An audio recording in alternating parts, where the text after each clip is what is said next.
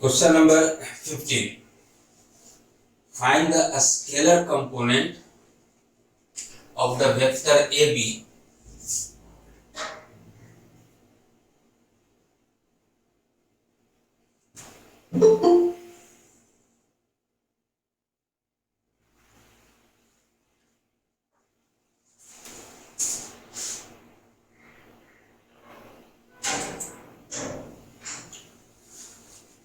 with initial point A is 2, 1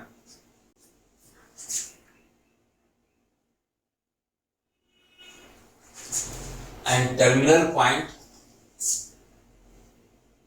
B is -5, 7.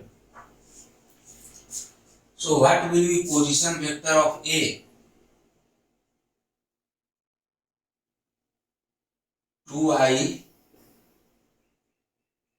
plus 1j, and position vector of B -5i plus 7j.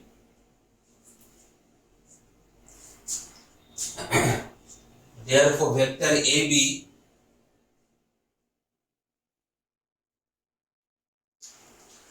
position vector of B minus position vector of A reverse order में होता है. Now B minus A -5i minus 2i minus 7i plus 7j minus 1j, so plus 6j. हम लोगों ने discuss किया है i j k, यहाँ पर 2 डायमेंशन में है, सिर्फ i और j. इनके जो कोफिशिएंट्स होते हैं they are components of the vector along axis. यहाँ पर हमसे पूछ रहा है फाइंड द स्केलर कंपोनेंट. तो देयरफॉर a scalar components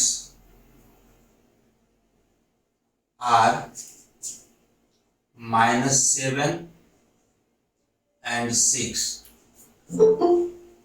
यदि वेक्टर कंपोनेंट पूछता तब होता -7i and 6j. Scalar component -7 and 6, यानी ये x एक्सिस पर -7 इंटरसेप्ट बना रहा है, y एक्सिस पर 6. यदि 3 डायमेंशन में होता तो एक एक्सिस और बढ़ जाता.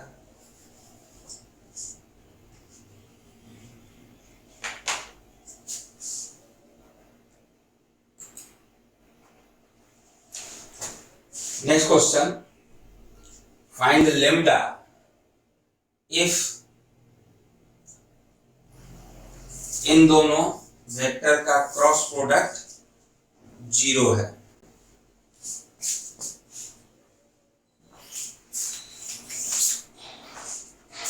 एक वेक्टर ये है 2i plus 6j plus 14k, और एक वेक्टर ये है. इन दोनों का क्रॉस प्रोडक्ट एक वेक्टर क्वांटिटी 0 वेक्टर है. So what will be lambda? तो पहले हम लेफ्ट साइड सिंप्लीफाई करें.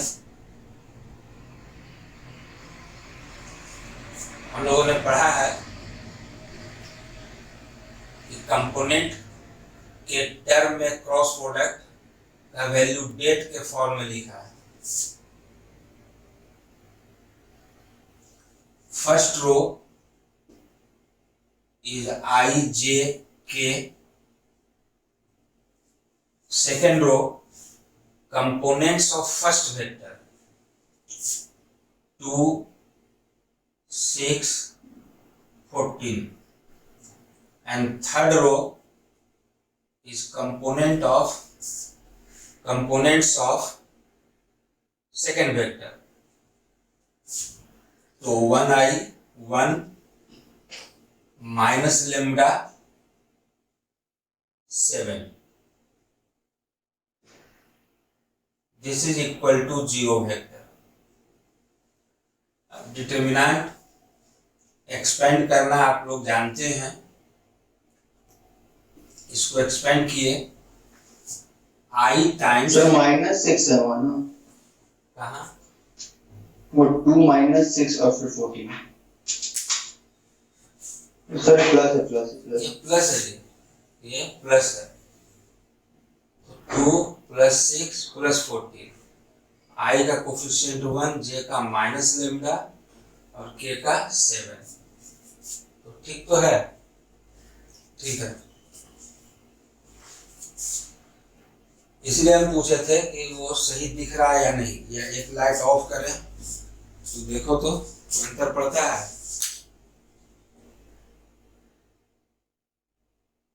क्या कोई अंतर पड़ा? तो सेम ही है, हाँ तो सेम है। अच्छा, अब बोर्ड, तो बोर्ड भी सेम है। और अब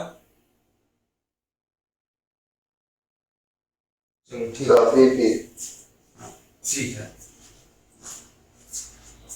तो इसको एक्सपेंड किया i टाइम्स, ये कॉलम छूटा, ये रो छूटा, तो this into this 42 minus this into this, तो -14 लेमडा, ये हो जाएगा +14 lambda plus minus j times, ये कॉलम छूटा, ये रो छूटा, 14 माइनस 14 प्लस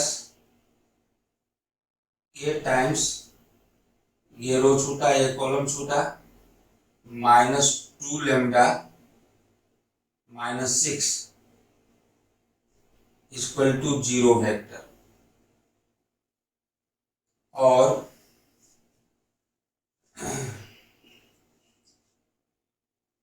(42i)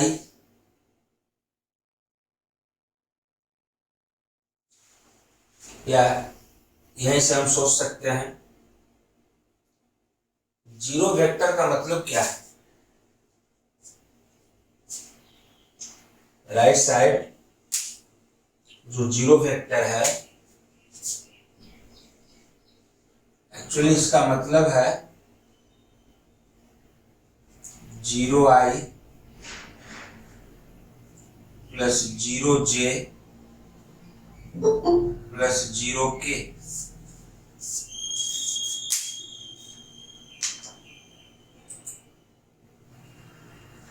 राइट।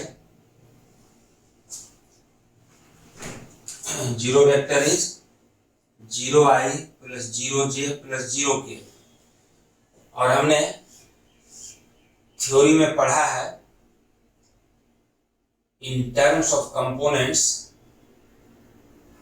दो वेक्टर्स इक्वल तभी हो सकते हैं जब उनके कंपोनेंट्स आपस में इक्वल हो। i का कॉरस्पॉन्डिंग कोफिशिएंट 0 हो, इधर i का जो कोफिशिएंट उसके इक्वल हो, j का इक्वल हो, k का कोफिशिएंट इक्वल हो। तो यहीं से हम डायरेक्ट लिख सकते हैं this implies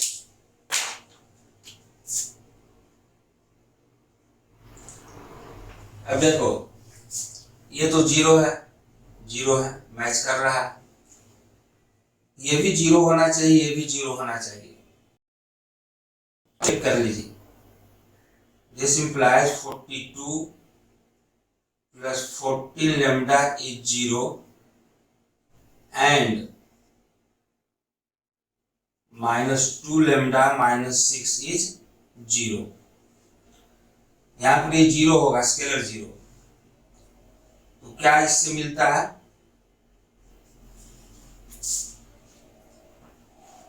14 lambda is -42.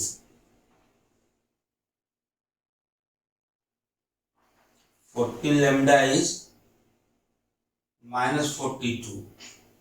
So lambda is -42 by 14. कितना हुआ? -3. इससे भी चेक कीजिए. 2 lambda, -2 lambda उधर गया तो 2 lambda is -6. So lambda is, तो यदि ये इक्वेशन करेक्ट है तो lambda से किसी भी एक से हम इक्वेट करें lambda का वैल्यू सेम आएगा. So what is the value of lambda? -3. This implies lambda is -3. बोलिए, इसमें किसी को कंफ्यूजन हो तो बोलो. अगर दो वेक्टर का क्रॉस प्रोडक्ट 0 है तो उसका रेशियो से भी निकाल सकते हैं वैल्यू. यदि हम लिखते हैं 2/1 equal to 6 by minus lambda equal to 14/7.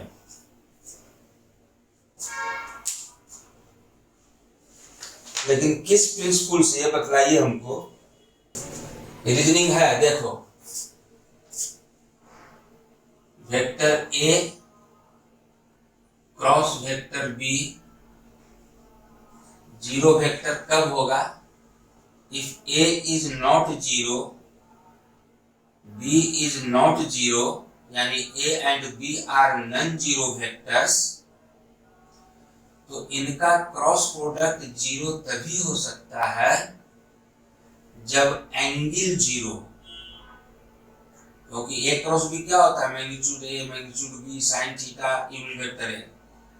तो यदि वेक्टर ए और वेक्टर बी दोनों नॉन जीरो वेक्टर्स हैं और उनका क्रॉस प्रोडक्ट जीरो वेक्टर हो रहा है, तो ये तभी संभव है जब एंगल थीटा जीरो, और थीटा जीरो होने का मतलब हुआ कि the two vectors are parallel.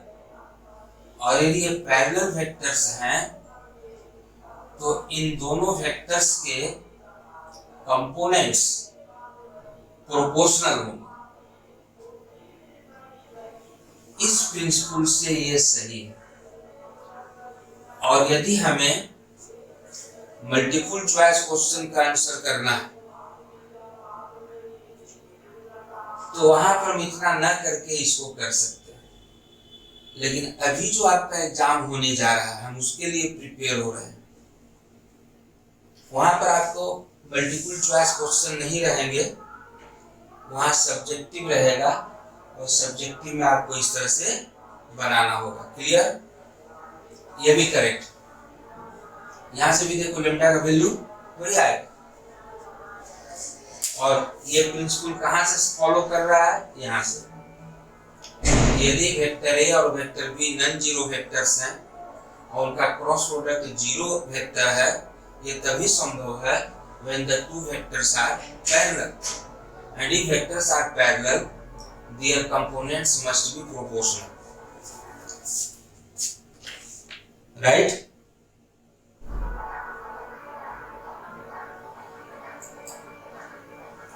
Find the value of p if this cross this is zero. आपको बनाइए, सेम क्वेश्चन है.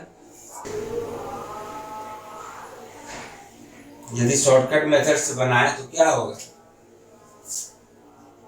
2/1 equal to 6/3 equal to 27/p. हाँ, तो ये भी 2 राइट. So p is 13/2. और सब्जेक्टिव मेथड से बनाइए तो सब्जेक्टिव मेथड से भी आंसर हमारा सेम आएगा. एग्जाम में यदि ये 1 मार्क में है क्वेश्चन जनरली 1 मार्क में पूछता है। तो यदि आप इस कंसेप्ट को यूज कर रहे हैं तो रीजनिंग दे दीजिए। क्या रीजनिंग होगा? Since A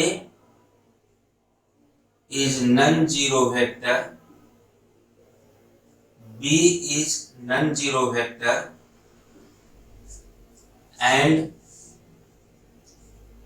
A cross B is zero vector, this implies vector A is parallel to vector B, therefore ये लिख दीजिए तो आपको 1 मार्क मिल जाएगा। Next 18th, if vector A and vector B are two vectors such that magnitude of A dot B is equal to magnitude of A cross B, then what is the angle between vector A and vector B? बहुत अच्छा question है, बहुत अच्छा question है।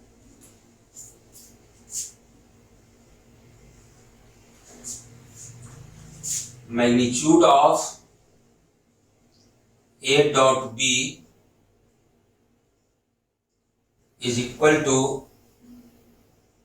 magnitude of A cross B, और A dot B का definition use कीजिए। तो मैग्नीट्यूड ऑफ वेक्टर A को सिंपली हम लोग A से भी लिख सकते हैं, magnitude of A into magnitude of B, दोनों तरीका से लिख सकते हैं। मैग्नीट्यूड ऑफ वेक्टर A ऐसे भी लिख सकते हैं। अब this thing can simply be written as simply A. So magnitude of vector A into magnitude of vector B into cos theta, right side A cross B का definition, तो magnitude of vector A magnitude of vector B into sin theta into some unit vector n which is perpendicular to the plane containing vector A and vector B. So this implies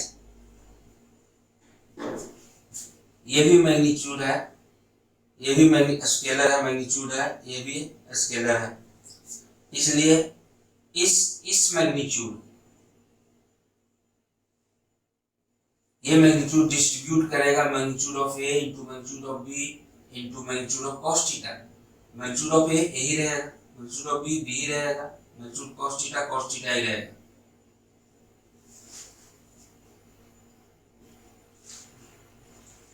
और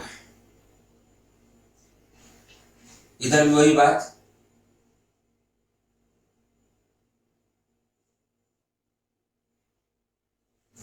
and magnitude of unit vector n यदि theta vary करता है 0 से 180 degree, तो sine theta तो first quadrant और second quadrant दोनों में पॉजिटिव होता है, इसलिए यहाँ मॉडुलस का कोई मीनिंग नहीं है, लेकिन यहाँ है। तो modulus of vector A, magnitude vector A लिख दिए, मैग्नीट्यूड वेक्टर बी लिख दिए, लेकिन cos थीटा को सिर्फ cos थीटा लिखते हैं तो ये गलत होगा, इसलिए यहां हम मैग्नीट्यूड लेते हैं। अब दोनों ओर से A B cancel, magnitude of vector n is 1, तो बचा क्या? Magnitude of cos theta is equal to sin theta. हम मानकर चलते हैं कि लेट थीटा इज एक्यूट, दोनों तरह से बनेगा। इफ थीटा इज एक्यूट तो cos थीटा पॉजिटिव हो गया, और साइन थीटा तो पॉजिटिव है ही, और हम एक्यूट एंगल निकाल लेंगे। फिर हमको जरूरत है ऑब्ट्यूस एंगल का, यदि तो 180 माइनस दैट एक्यूट एंगल। यदि हम ऑब्ट्यूस एंगल निकाल लें तो ऑब्ट्यूस एंगल यदि मिल गया तो 180 degree minus obtuse angle acute angle दे देगा। हम इंटरेस्टेड है एंगल के लिए, तो इन जनरल एक्यूट एंगल ही दिया जाता है। इसलिए हम एज्यूम कर रहे हैं कि suppose theta is acute angle. तो यदि थीटा एक्यूट है 0 से 90 डिग्री के बीच है, तो ये modulus of cos theta positive हो जाएगा। तो आप इसी स्टेप में यहाँ मॉडुलस जैसे हम शुरू में हटा दिए थे, हटा दीजिए और यहाँ लिख दीजिए एज्यूमिंग थीटा एक्यूट। तो A cancel, B cancel, magnitude of vector n 1 हो गया।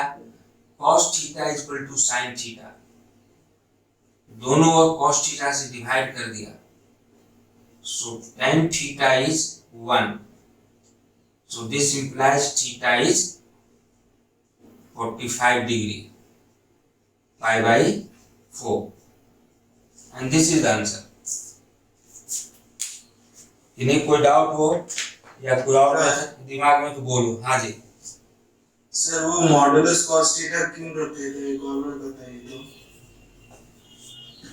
हम सोचे कि तुम लोग तेज है तो तुम्हारे मन में कहीं विचार आए तो ऐसा ना सोचो कि सर गलती बता दिए हैं। ये मैग्नीट्यूड इनटू पर डिस्ट्रीब्यूट करता है। इस मैग्नीट्यूड का मतलब है magnitude of A, magnitude of B, magnitude of cos theta. अब ये तो ऑलरेडी मैग्नीट्यूड है, स्केलर है, तो उसको हमने ए ले लिया, बी ले लिया। cos थीटा में कंफ्यूजन हो सकता है कि थीटा यदि एक्यूट है तो cos थीटा पॉजिटिव होगा, और थीटा यदि ऑब्ट्यूस है तो cos थीटा नेगेटिव होगा। तो हम जब यहाँ मैग्नीट्यूड है, सबको ये पॉजिटिव बना रहा है, तो मैग्नीट्यूड ऑफ cos थीटा। अब मैग्नीट्यूड ऑफ cos थीटा का दो वैल्यू पॉसिबल है। यदि थीटा एक्यूट है तो मैग्नीट्यूड ऑफ cos थीटा, और यदि थीटा ऑब्ट्यूस है तो cos थीटा नेगेटिव हुआ, तो नेगेटिव क्वांटिटी का मॉडुलस हटाएंगे तो उसके पहले नेगेटिव लिखना पड़ेगा। तो हमने यहाँ एज्यूम किया कि एज्यूम थीटा इज एक्यूट, क्योंकि हम इन दोनों वेक्टर के बीच एंगल निकालना चाहते हैं। तो जनरली वेक्टर्स के बीच कौन सा एंगल बतलाएंगे हम, तो ये कन्वेंशन है कि एक्यूट एंगल बताते हैं। यदि आपको ऑब्ट्यूस चाहिए, एक्यूट हमने बता दिया, 180 में माइनस करो। अब क्वेश्चन ही रहे कि find the acute angle, question ही रहे फाइंड द ऑब्ट्यूस एंगल, तो जो पूछेगा बताएंगे। ऐसा कुछ नहीं है, सिंपली है find the angle between vector A and B, तो जनरली एक्यूट एंगल बतलाते हैं। ठीक है सर। चलिए next question. Vectors A and B are such that magnitude of vector A is √3, magnitude of vector B is 2/3, and A cross B is a unit vector. Write the angle between vector A and vector B. पहले आप लोग बनाइए, तो 1 minute का समय दिया, पहले आप लोग बनाइए।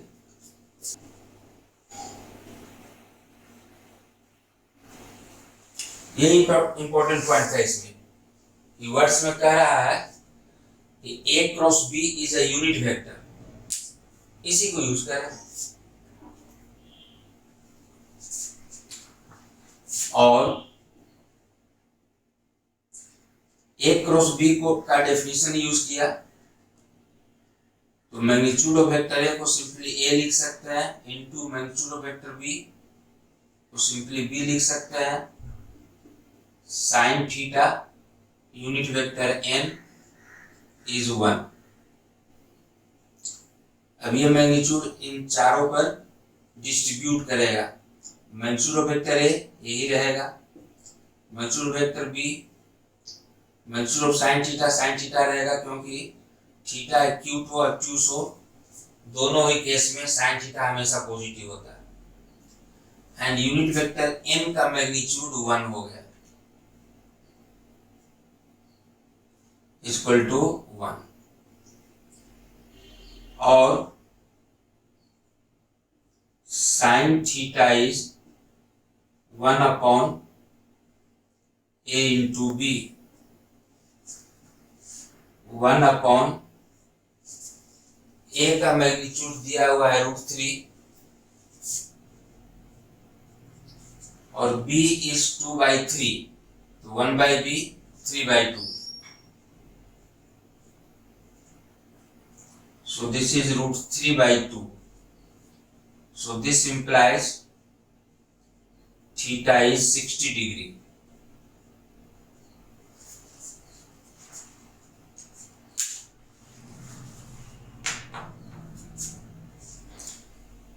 किसी को डाउट?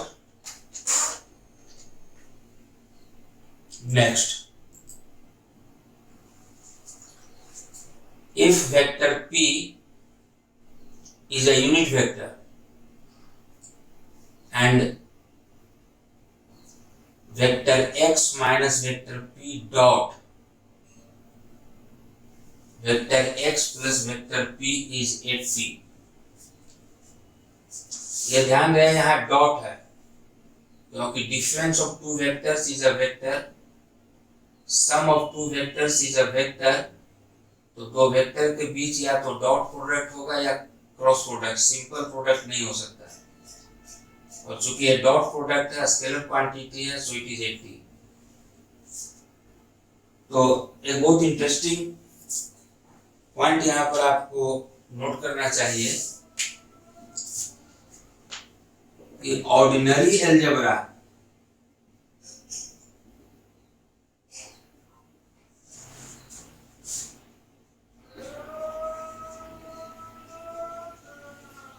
के जितने भी प्रॉपर्टीज हैं, a plus B whole square, a minus B whole square, a square minus B square वगैरह वगैरह, जितने भी ऑर्डिनरी अलजेब्रा की प्रॉपर्टी हैं वो डॉट प्रोडक्ट भी फॉलो करता है.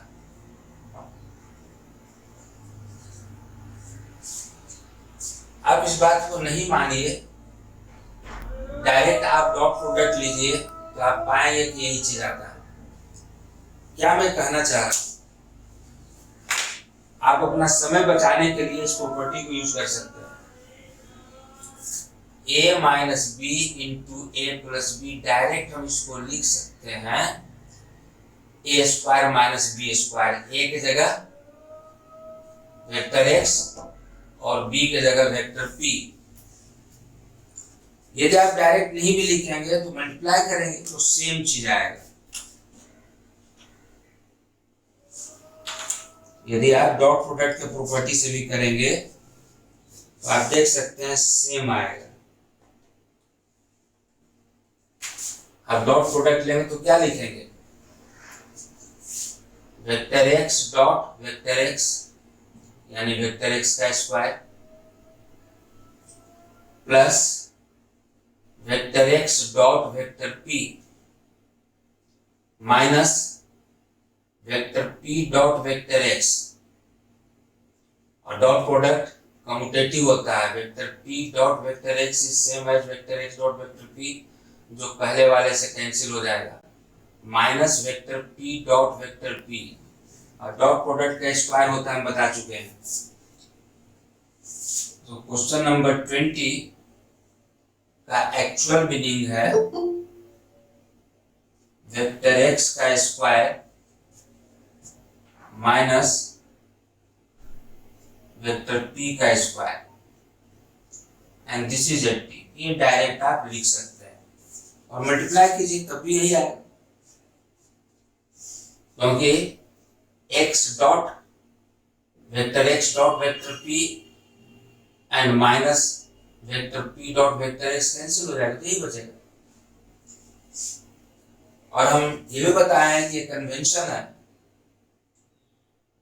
कि किसी वेक्टर का स्क्वायर मैग्नीट्यूड स्क्वायर है तो आप सिंपली वेक्टर का स्क्वायर लिख सकते हैं. उसका मतलब यही होता है डॉट प्रोडक्ट हमेशा.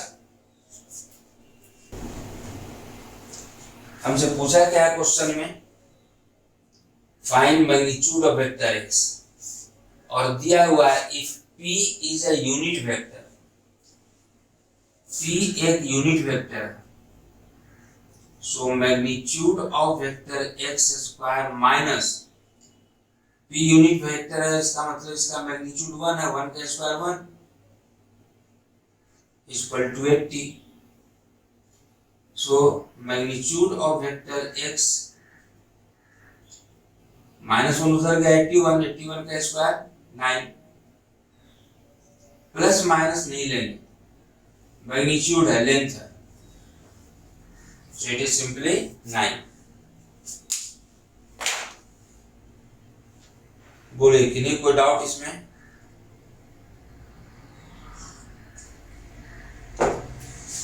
Next, find the value of the following. बहुत अच्छा क्वेश्चन है, अक्सर ये क्वेश्चन आता है, इस तरह का आता है। तो पहले आप लोग बनाइए, मैं 1 मिनट का समय दे रहा हूं, पहले आप लोग बनाइए, फिर हम आपसे बाय नेम इसका आंसर पूछेंगे और तब हम बनाएंगे। आंसर है किसी का? Yes, sir. नहीं हो। आंसर हमें नहीं पता है, 3 चेक कर लेते हैं। 3 आएगा सर। 1 आएगा। चेक करते हैं, लड़ाई नहीं करना है, चेक करना है। I dot J cross K is I।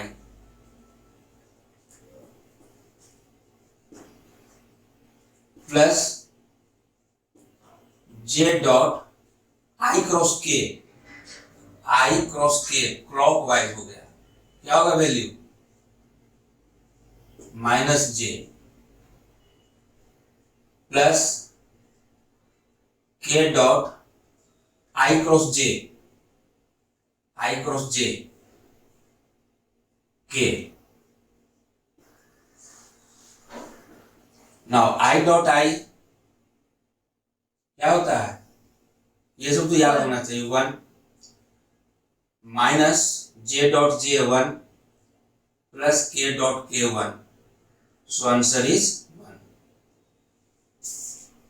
और भी 1-2 क्वेश्चन था, आप लोग नोट कर लीजिए। और क्लास मेरा खत्म हो गया, नेक्स्ट डे से हम 3D शुरू करेंगे। 2 क्वेश्चन और बताना था और इम्पोर्टेंट है, नोट कर लीजिए।